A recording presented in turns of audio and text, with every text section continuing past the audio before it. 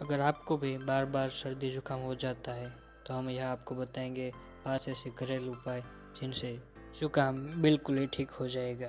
पहला, शहद। शहद और अदरक का रस एक एक टेबलस्पून मिलाकर सुबह शाम पीने से जुकाम ठीक हो जाएगा।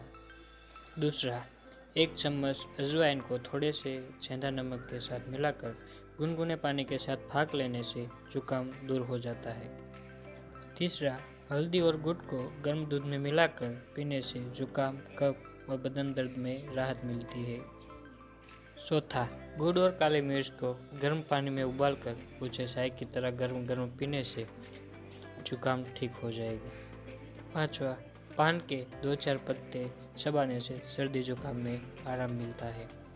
ऐसी ही जानकारी के लिए हमारे चैनल को सब्सक्राइब करना ना भूलें।